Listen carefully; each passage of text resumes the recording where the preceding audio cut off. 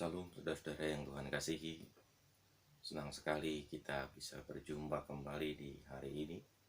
Semoga Bapak, Ibu, dan saudara-saudara tetap berada dalam keadaan baik, tetap berada dalam keadaan sehat. Dan puji Tuhan, kita bisa melalui hari-hari kehidupan kita dengan tuntunan dan penyertaan kasih-Nya. Termasuk hari ini, kita bisa melewati pagi, kita bisa melewati siang dan jumpa dengan petang hari untuk kembali kita bersama-sama mendengarkan kebenaran firman Tuhan. Saudara-saudara, Bapak Ibu yang Tuhan kasihi, saya hendak menghantar senja kita di hari ini dengan merenungkan kesaksian surat Petrus. Dan untuk itu sebelumnya mari kita tundukkan kepala, kita berdoa memohon pertolongan Roh Kudus. Mari Bapak Ibu Saudara kita berdoa. Bapa di dalam sorga, kami bersyukur kepadamu ketika kami boleh melewati pagi, siang, bahkan saat sore menjadi bagian yang menjelang sebelum berganti menjadi malam. Kami merendahkan diri untuk bersama-sama kembali menengadahkan hati dan pikiran kami, menyambut sabda Allah yang kiranya semakin menguatkan dan meneguhkan kami di tengah setiap situasi dan keadaan yang kami jumpai, yang menjadi realitas kehidupan kami. Oleh karena itu, ya Allah, bersabdalah kepada kami di senja ini, agar melalui kebenaran sabda yang Engkau perdengarkan, kami semakin tertuntun untuk menghayati hidup benar seperti yang Engkau inginkan. Dalam nama Tuhan Yesus Kristus, kami berdoa dan memohon pertolongan. Haleluya, amin. Di senja ini, Bapak, Ibu, dan saudara-saudara, saya mengajak kita untuk mendengarkan 1 Petrus pasal 4, ayat 12 hingga ayat yang ke-14. Secara utuh, perikop ini diberi judul oleh Lembaga Alkitab Indonesia, Menderita sebagai Kristen. Sabda Allah disampaikan kepada kita demikian. Saudara-saudara yang kekasih, janganlah kamu heran akan nyala api siksaan yang datang kepadamu sebagai ujian, seolah-olah ada sesuatu yang luar biasa terjadi atas kamu. Sebaliknya bersukacitalah, sebab sesuai dengan bagian yang kamu dapat dalam penderitaan Kristus, supaya kamu juga boleh bergembira dan bersukacita pada waktu Ia menyatakan kemuliaannya. Berbahagialah kamu jika kamu dinista karena nama Kristus, sebab roh kemuliaan, yaitu roh Allah, ada padamu. Demikian sabda Allah pada senja ini. Yang berbahagia adalah kita yang mendengarnya, memelihara serta melakukannya di dalam hidup kita dari hari ke hari. Terpujilah nama Tuhan Allah. Bapak, Ibu, dan saudara-saudaraku yang Tuhan kasihi, sebuah pertanyaan sederhana yang patut direnungkan untuk kita adalah,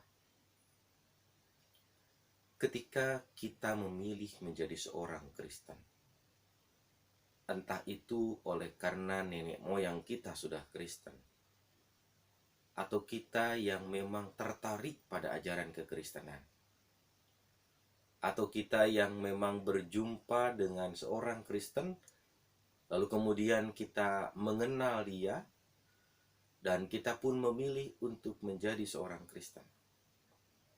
Kira-kira, saudara-saudara, Bapak Ibu yang Tuhan kasihi, apa yang menjadi alasan yang melatar belakangi saudara-saudara memilih menjadi Kristen? Oleh karena nenek moyang, misalkan. Ya, karena nenek moyang saya Kristen, maka saya memilih Kristen. Tapi bagaimana dengan saudara-saudara yang nenek moyangnya bukan orang Kristen? Nenek moyangnya menganut agama dan kepercayaan yang lain. Pertanyaan yang sama adalah, mengapa saudara-saudara Bapak Ibu sekalian memilih menjadi orang Kristen? Dulu, saya mendengar dari keluarga saya sendiri, dari tante saya. Dia berujar dalam sebuah kalimat yang sederhana. Menjadi orang Kristen itu enak. Tinggal pergi ke gereja, seminggu sekali, berdoa, lalu hidupnya tenang. Lama-kelamaan, ibu bapak, saudara-saudara, pernyataan itu menjadi bagian yang saya renungkan. Terlebih ketika saya memilih untuk sekolah, melanjutkan studi ke Sekolah Tinggi Teologi Jakarta. Kalimat tadi menjadi kalimat yang tidak bisa saya lupakan. Banyak pertanyaan kemudian menghantui, bahkan menyekitari pikiran kepala saya. Benarkah jadi orang Kristen itu enak? Benarkah jadi orang Kristen itu menyenangkan?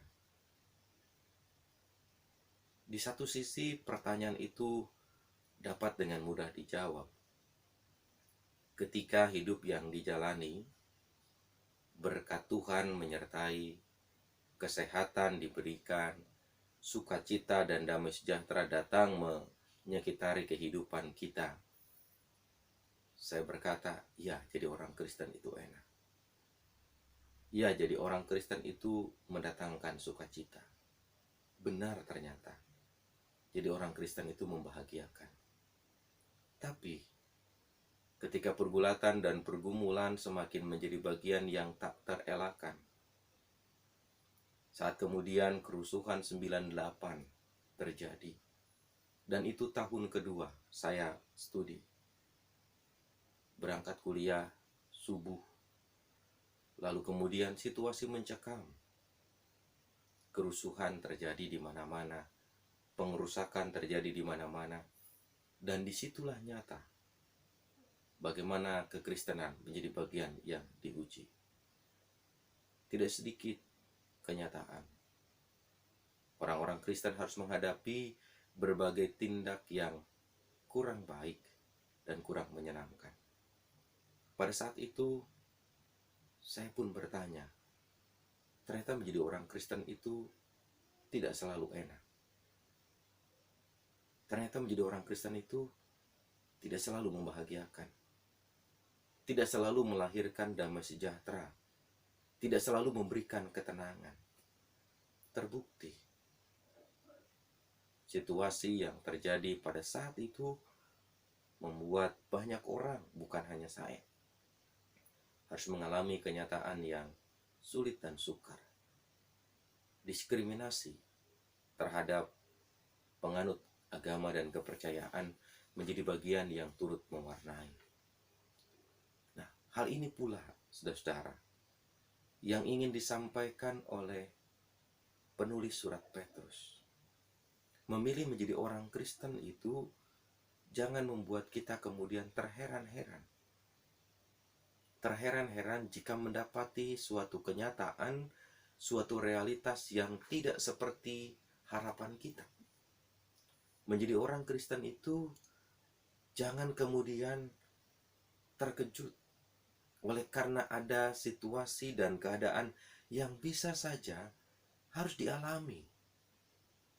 Dan yang harus kita alami itu bukan hal yang kita inginkan. Bukan hal yang kita harapkan. Seperti mimpi kebanyakan orang. Mimpi itu selalu hal yang indah. Seperti hayalan banyak orang. Orang menghayalkan sesuatu yang menyenangkan. Orang memimpikan sesuatu yang membuat dirinya bisa tertawa dan bergembira. Tetapi tidak selalu akan seperti itu.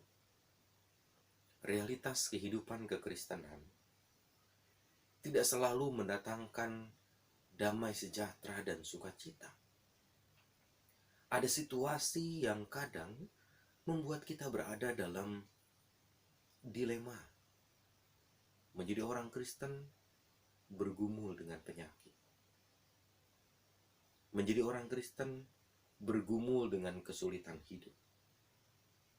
Menjadi orang Kristen bisa jadi kita mendapatkan perlakuan diskriminasi di tempat kerja kita.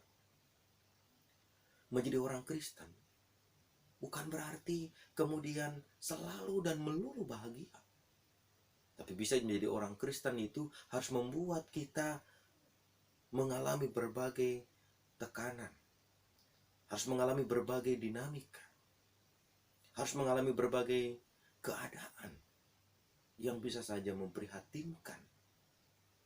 Dan karena itu, sejak awal, sejak pertama kali memutuskan untuk mengikut Yesus, sejak pertama kali memutuskan untuk melangkah bersama Dia, Yesus mengingatkan kita bahwa barang siapa yang mau mengikut aku, ia harus menyangkal dirinya, memikul salibnya, dan mengikut aku.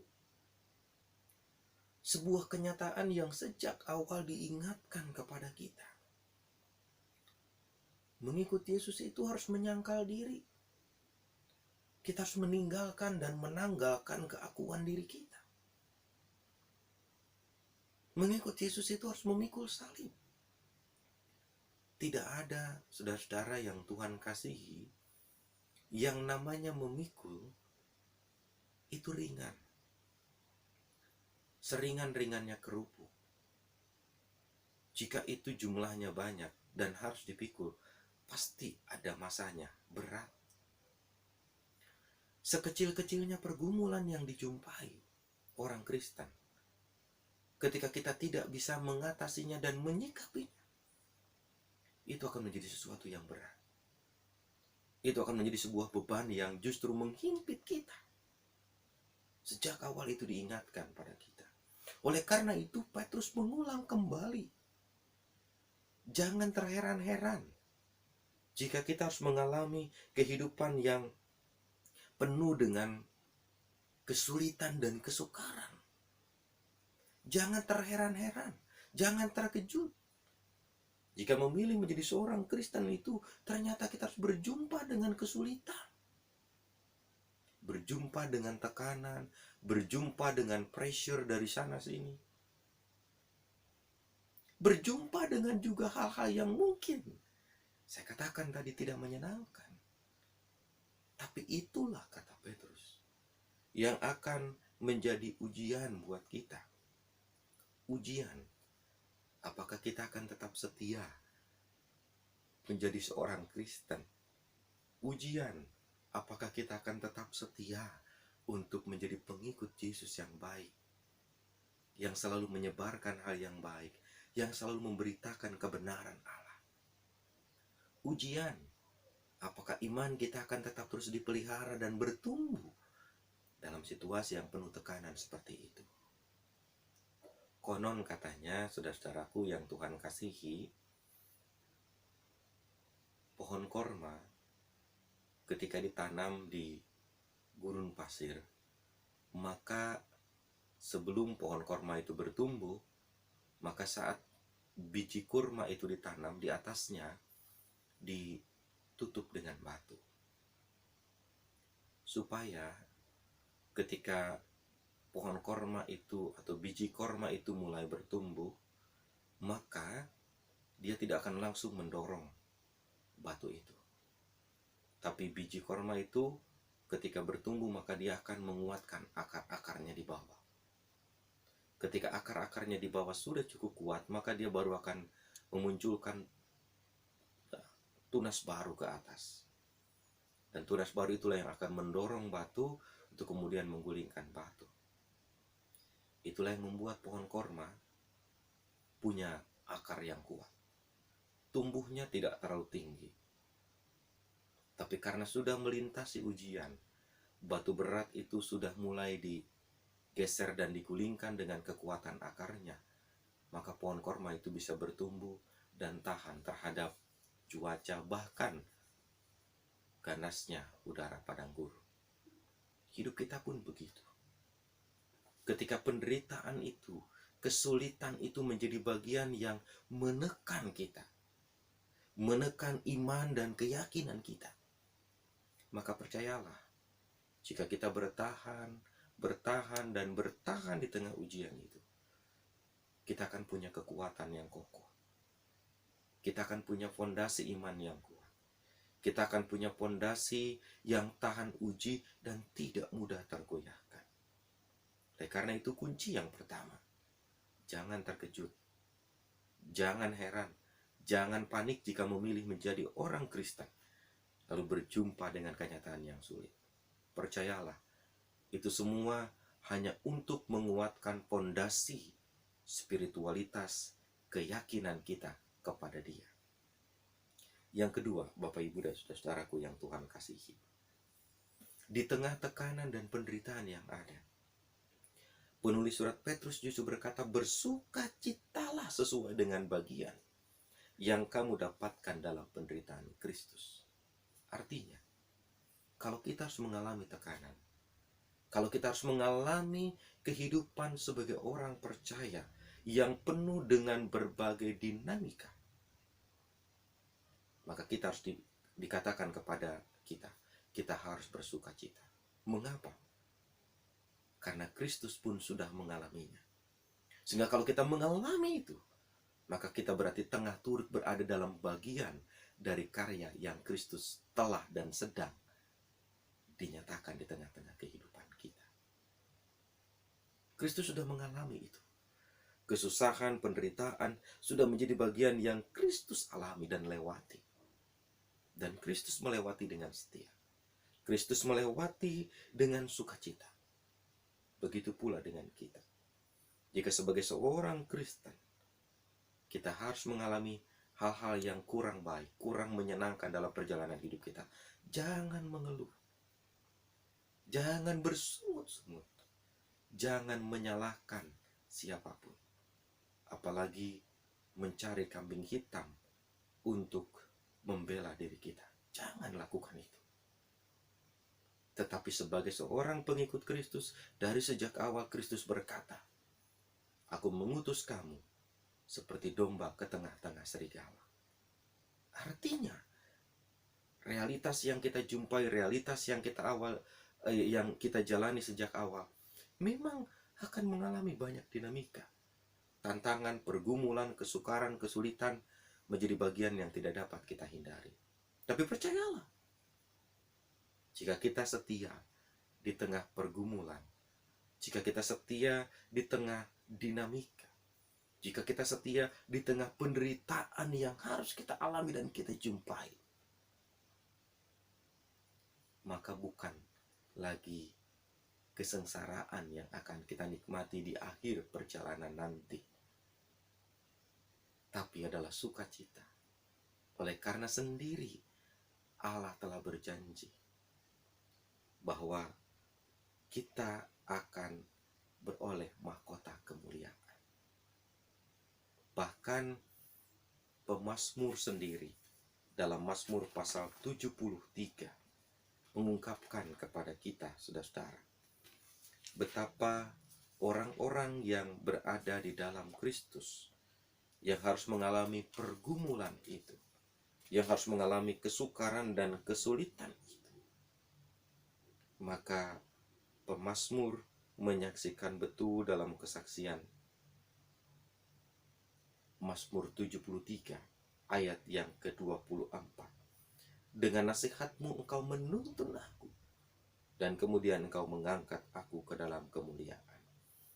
Di balik pergumulan ada harapan. Karena itu di balik realitas hidup sebagai orang Kristen, yang harus menderita sebagai seorang Kristen, yang harus mengalami tekanan hidup sebagai seorang Kristen, yang harus bergumul dengan nama Kristus yang kita beritakan. Dan oleh karena nama Kristus yang kita beritakan itu, kita mengalami kesulitan. Percayalah, saat kita tetap setia dan dekat dengan Tuhan, saat kita tetap mencari hadirat Allah, saat kita tetap menyandarkan kepala kita di bahu Allah, maka Allah menyiapkan mahkota kemuliaan untuk kita yang tekun, untuk kita yang setia berjalan bersama-sama dengan Dia.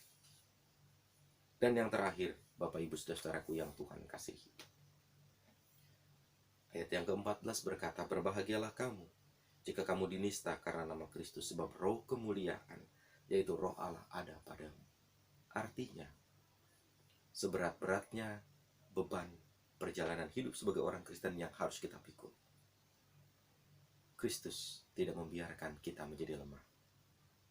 Seberat-beratnya kenyataan hidup yang harus kita jumpai, Kristus tidak melepaskan kita berjalan sendirian.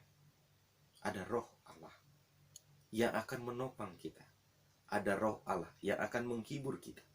Ada roh Allah yang akan meneguhkan kita. Oleh karena itu, apapun yang harus kita jumpai dan kita alami dalam kehidupan sebagai seorang Kristen, mari kita jalani, mari kita lalui. Karena di dalam Kristus kita pasti dikuatkan. Di dalam sukacita ada kebahagiaan, tetapi di dalam penderitaan akan selalu hadir pengharapan dan kesempatan untuk berjumpa dengan kemuliaan. Selamat merendah karya dan selamat memasuki senja bersama dengan keluarga. Tuhan memberkati kita sekalian.